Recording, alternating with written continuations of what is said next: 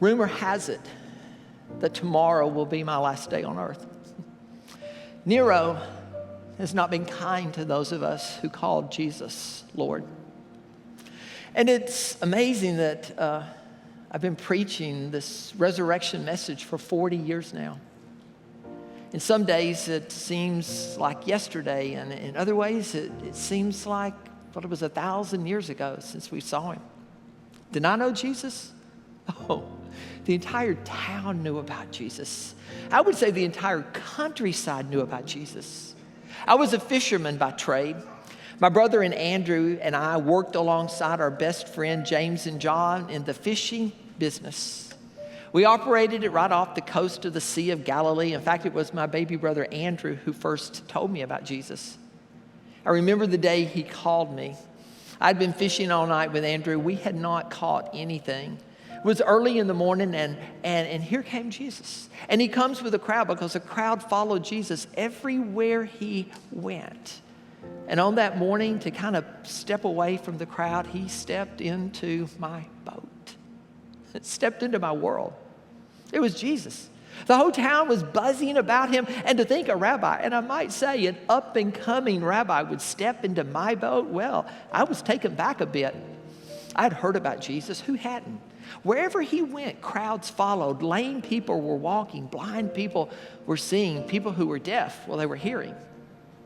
We'd been followers of John the Baptist, but even John had kind of taken a back seat to this new rabbi. And here he is in my boat.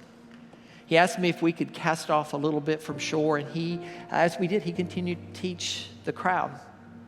When he had finished, he looked at us and he said, "The nets that you've put away, would you take them out again and put them out?"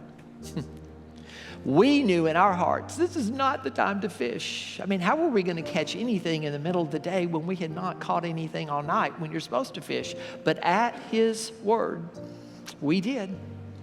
You probably know the story.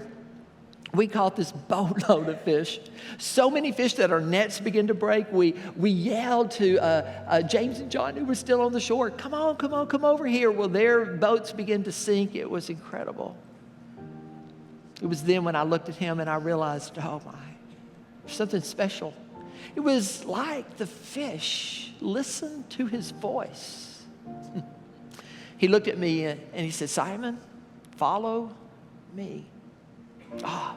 Follow me. It was every little Jewish boy's dream growing up to find a rabbi who would want you to be a part of their crowd, who would want you to be a disciple. So Andrew and I both said yes for a chance to go with this man they named Jesus and to change the world. We were going to be revolutionaries in this up-and-coming movement. We were going to help restore Israel to the glory days of King David and King Solomon.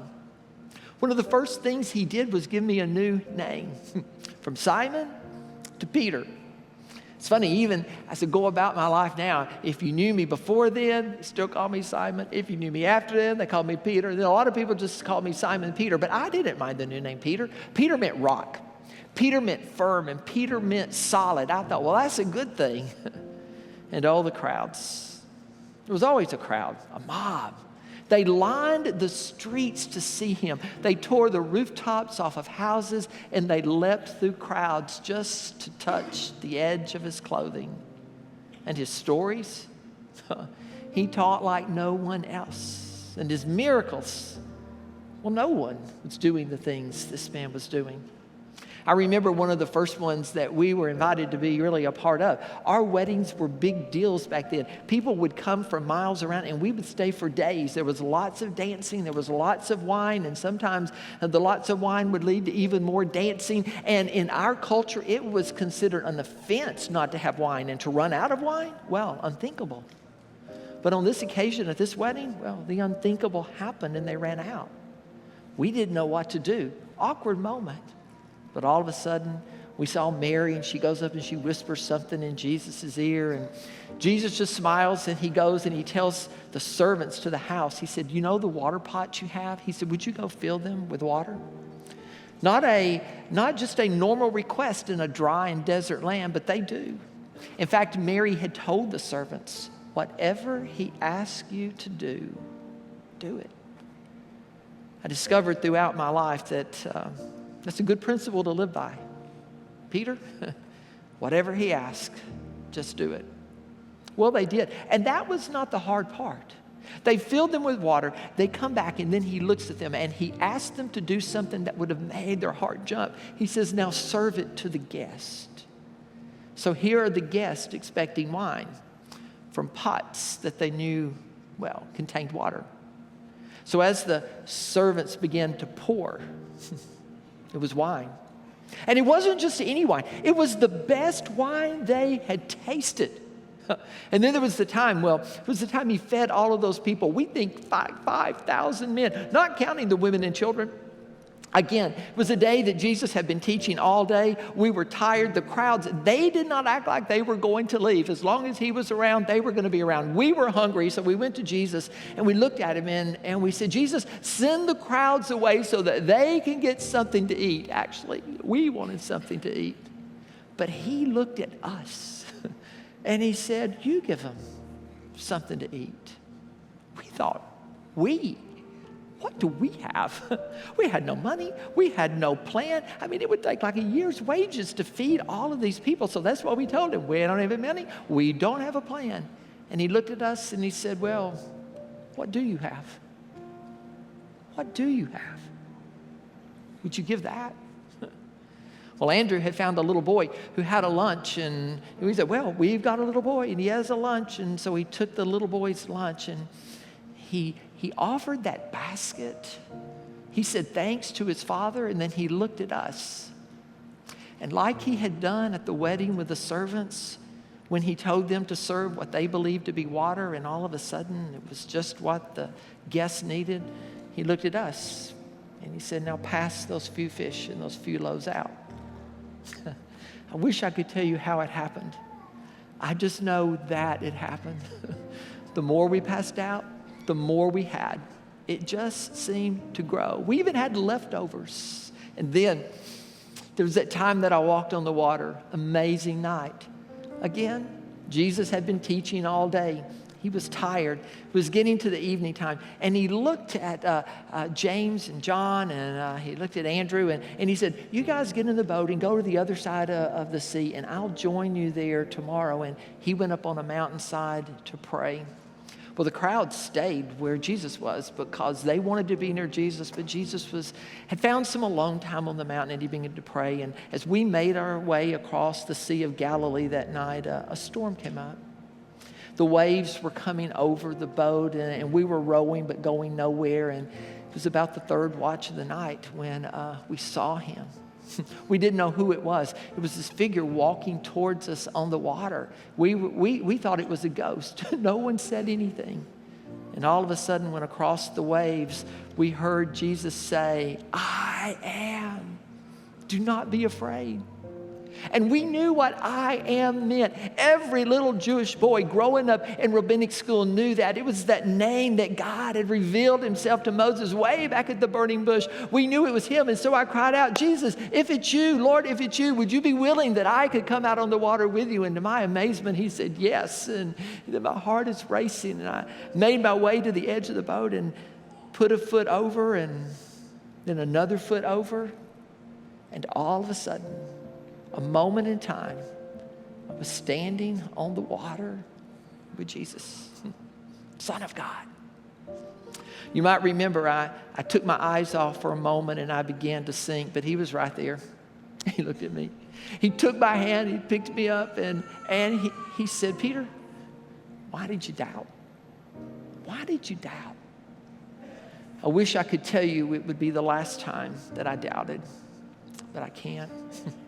And then there was the mountaintop experience with Moses and Elijah, and Jesus glowed. I mean, it was unlike anything we had seen. And then there was the raising of Lazarus. The whole town was coming out to see this man who had been dead, who had come back to life by the power of his words. And then there were the lepers. Oh, he touched people no one else would touch. He hugged people no one else would hug. And he made people who for all their life had felt like nothing. He made them feel like something.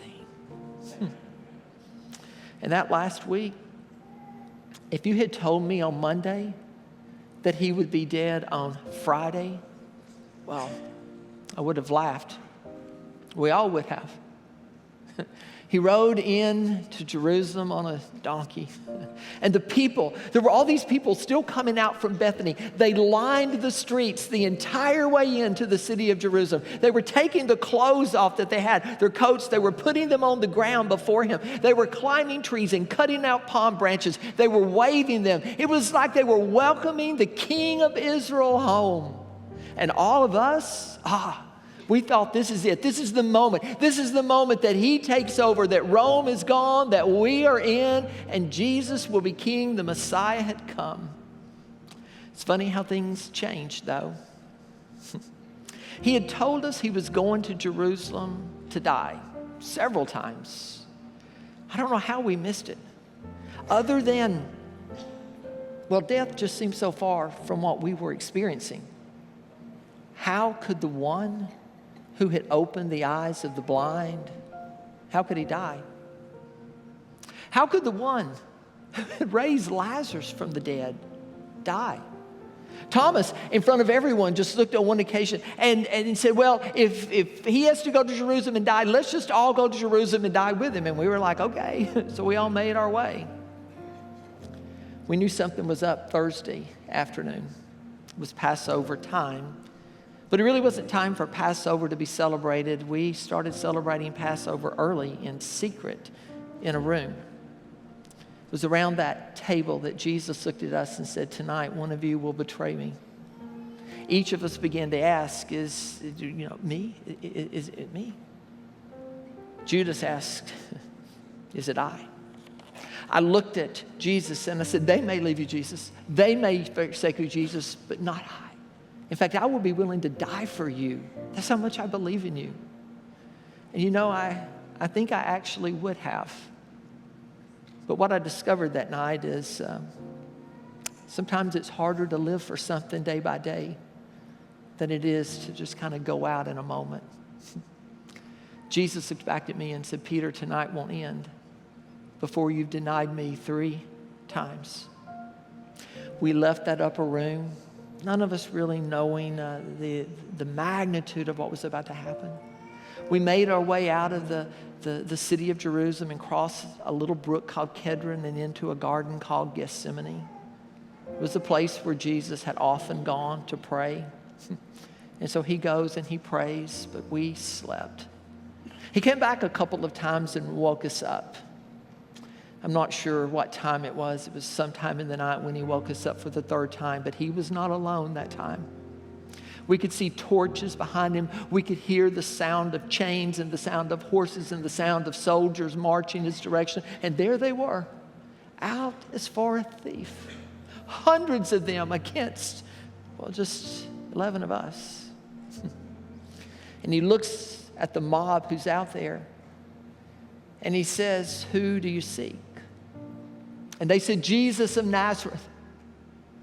And he looks, and at his words, he stepped forward. He said, that's me. I'm the one.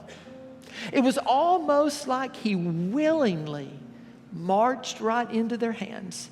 They make a move to get him. I had a knife down at this part of my leg, and I pulled it out, and I cut the ear of the high priest's servant off. But Jesus healed him right there in the garden. I thought, if anything would make him turn around, that would, but it's too far. Too much had happened. They take him. All of us ran, every one of us. But they arrested him, they chained him, and they led him away. First to the Jews, then to the Romans. They sent him to the Romans because they wanted him dead, and they did not give us as Jewish people the right to execute people. So they made up these charges to Pilate, charges that maybe Pilate would have been interested in. He makes himself to be a king. He's calling himself Caesar. He puts himself in charge. Well, Pilate knew that he wasn't guilty. In fact, Pilate at one point even said, I find no fault in this man. I find nothing guilty of death in him.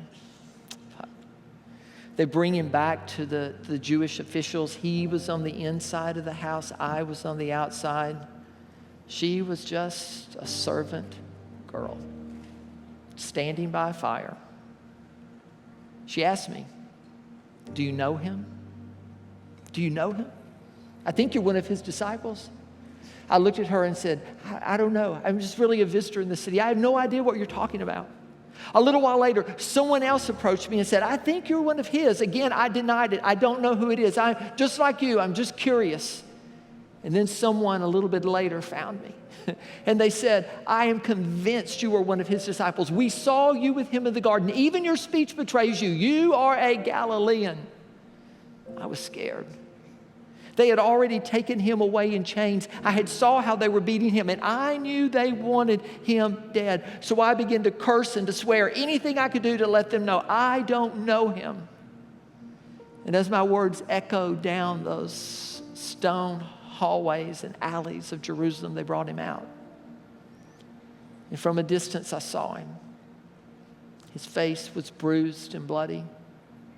They had pressed crowns, thorns into his head. Spit was dripping from his hair. They pushed him. And for a moment, he looked in my direction, and our eyes met. And I remembered his words, Peter,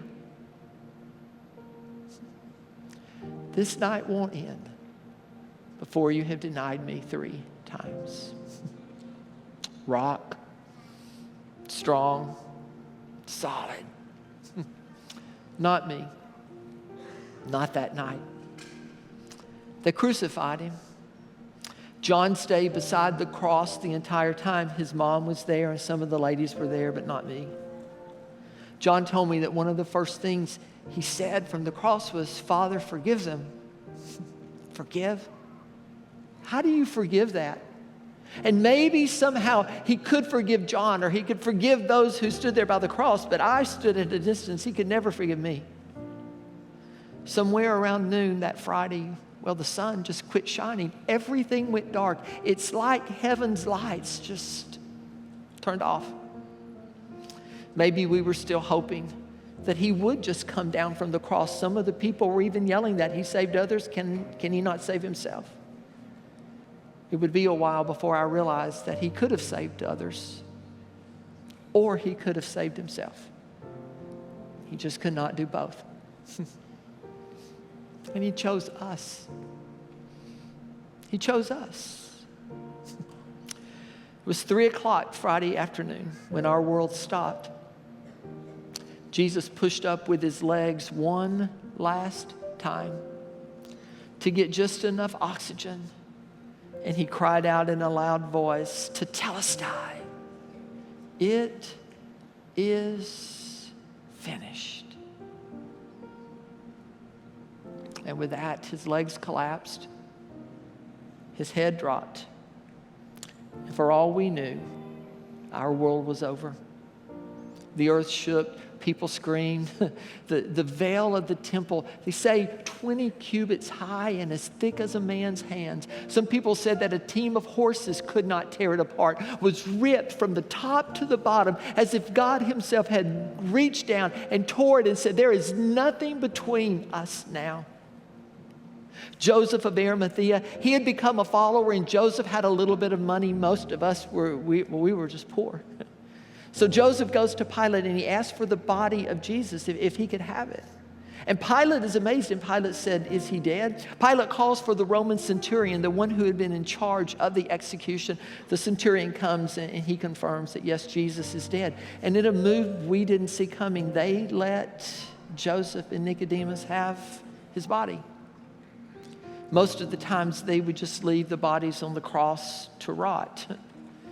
But Joseph and Nicodemus and some of the women, they went and they took his body down, and they had to hurry because Sabbath was upon us, and all this had to be done before then. So they wrapped his body hurriedly. Nicodemus had some spices that they put on him, and they very quickly laid him in Joseph's tomb.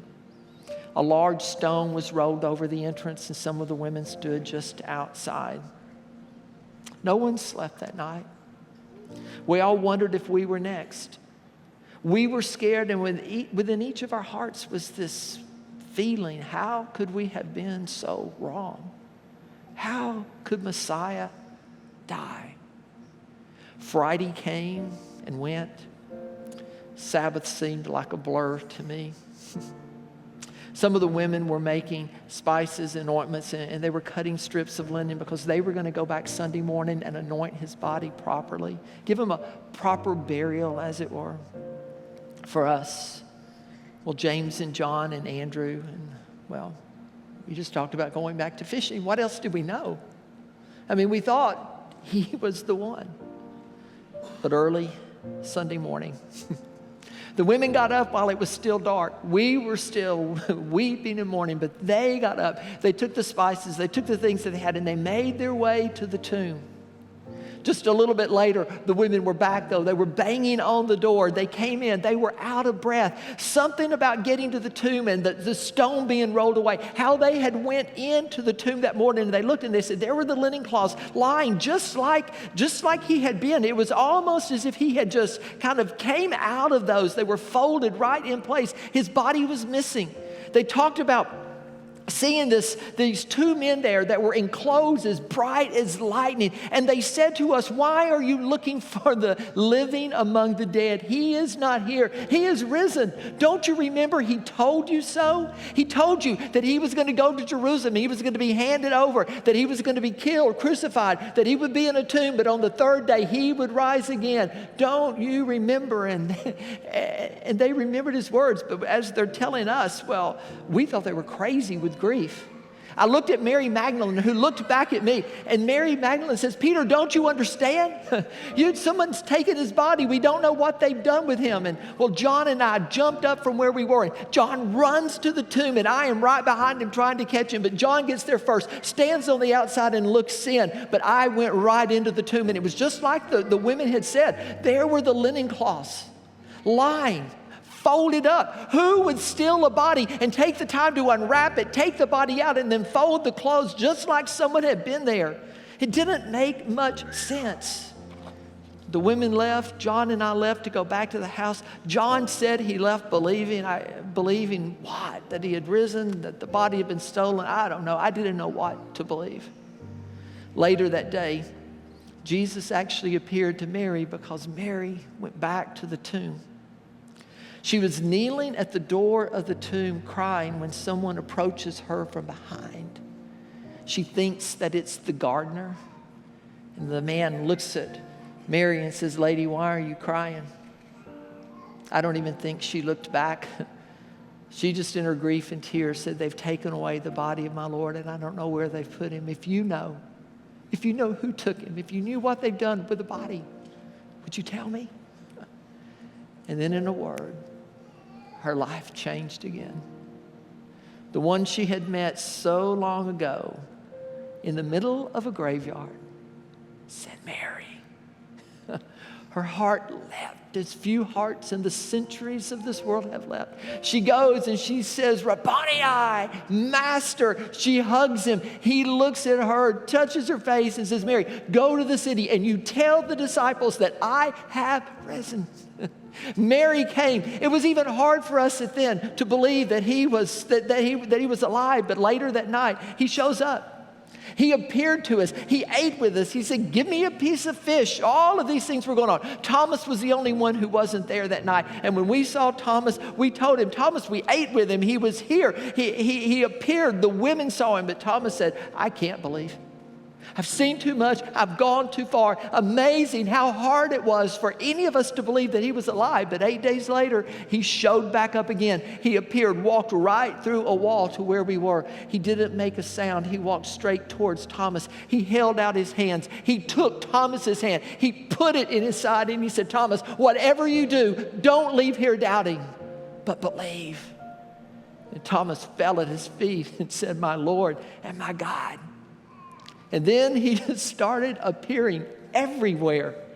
500 over here, 300 over here, having dinner over here, eating with us on the beach. It was like the whole town was once again abuzz with the news that this Jesus, whom the Romans and the Jewish people had plotted together to kill, had risen from the dead. And so many people there had saw it. And what we thought to be the end was only the beginning.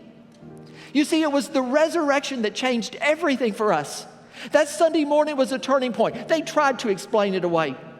They tried to say someone stole the body, so they stole the body. Whether you put the Jewish people or whether you put the Roman officials, don't you know if they had stolen the body? When Jews by the thousands started coming to Jesus, when Jews by the tens of thousands started changing their day of worship from Saturday to Sunday, all of a sudden, don't you know that they would have produced the body and they would have stopped this movement? And then they said, well, you stole his body. Oh, yeah, we stole his body. We stole his body. Just a few weeks after this, we were preaching the resurrection. We were preaching and teaching in the name of Jesus, and still hundreds and thousands of people were turning to Jesus. And so the Jewish authorities bring us in, and they tell us not to teach or preach about the resurrection of Jesus anymore, under penalty of death. And then to show us that they meant what they said, one by one, they took each of us. And they took the coats and the shirts off of our back, and they laid us across a rock, and they chained our hands and our feet together. And then they beat the flesh off of our back and our legs, just as they had done to Jesus. And one by one, I watched. And not a one of us recanted. I hear they crucified my brother Andrew and Petrus. They say he lived for 2 days before he died. And all 2 days, all he could talk about was Jesus. To everyone who passed by his cross, he talked about the resurrection of Jesus Christ. They boiled John in oil, but he survived. But his letters remain. They cut Simeon in half. About 4 years ago, Matthew was nailed to the ground by spears where they left him to die. But his letter remains. I have a copy of it. James, my friend and former co-worker in the fishing business, had his head cut off by Herod, and Philip was preaching in Rome and Turkey and Egypt until they put hooks through his ankles and hung him upside down to die, and not one of us backed down. Those of us who had ran earlier were no longer running. We stood because there was something that was beyond what we believed. It was what we saw. And if we had stolen his body, it would have meant that we would have gone through all of that for what we knew to be a lie. Are you kidding me? You see, nothing made sense except the truth. And the truth was that the Messiah we had longed for, the Messiah that we had prayed for, the Messiah that we had looked for was indeed Jesus of Nazareth, born of a virgin, God in a body, coming to earth to proclaim the good news of the kingdom of heaven. And to all that thought it was unreachable, that God was out there, that he was aloof, that he wasn't personal, Jesus showed up and he told us, you can be a part of this movement. And he said, weeks before he had told us all this was going to happen, but man, it was just like they said. They handed him over, he was crucified, he was buried, and 3 days on a Sunday morning just like this, he came out of the grave, and we saw him, and we ate with him, and we talked with him, and we laughed with him, and when he told us to go into all the world and tell this story about a king who had come to earth to save his people, well, we believed it could be done. And thousands of people became followers. And cowards became courageous. And fishermen became preachers. And a ragtag group of disciples changed the world. Not because of a death, but because of a resurrection. They may kill me tomorrow. Nero might take me out, but he's not taking me out. He's just sending me home. And I'm ready to see him again. And this time I won't run. I won't deny. No empty promises, because we have seen a resurrected Savior. This is about what we lived, what we experienced. Even John wrote it down when he said, these things I'm writing to you that you may believe that Jesus is the Christ, and that in your belief you might have life in his name. I have to go, but could I leave you with just a couple of things? One, don't give up. I know sometimes life gets hard. Things can get you down, and sometimes it's hard to keep going. In those moments, would you remember those fish? We didn't think we had enough. And maybe that's what the story of the fish was all about. When you begin to think you don't have enough, just think about what you do have and offer your little to Jesus. He can make your little a lot. And when you get scared, because there are things in life that are scary. Would you remember the episode on the boat? If I learned anything that night, I learned this: never be afraid when you're walking towards Jesus. And who knows, maybe one day, like me, you will discover that the first miracle he performed was actually his last miracle. Water to wine. You see, we thought it was just about water or wine, but it was not. It was about his power to change the ordinary into the extraordinary, the plain into the powerful. And throughout my life, what I've discovered as I've lived for and tried to tell the world this amazing story is that he still changes the plain into the powerful. Don't believe it? Look at what he did for an old Jewish fisherman. You know, and like all of his friends, Peter would give his life, not just for what he believed, but for what he saw that Sunday morning some 2,000 years ago. And here we are some 2,023 years later on a Sunday morning, continuing the celebration of Jesus, Easter, the event in history that says Jesus rose from the dead, and that because of that, we will too. My prayer is that you believe every word of every song you've already sung today, that he lives, and that because he lives, you can face tomorrow. And because he lives, all fear is gone. I pray that you believe Jesus is the God who loves us, who saves us, that he is the God who turns graves into gardens. And my prayer today is that if you don't know him, that you will find one of us. He's still changing lives. He's still changing the plain into the powerful. Call us, come talk to us, email, but whatever you do, like Thomas, don't leave here doubting, but believing. And then maybe just take our last few minutes of time together today and stand. Would you stand with me right now? And let's sing and let's proclaim together the wonder and the greatness of a God who gave his one and only Son, that whosoever would believe in him would not perish, but have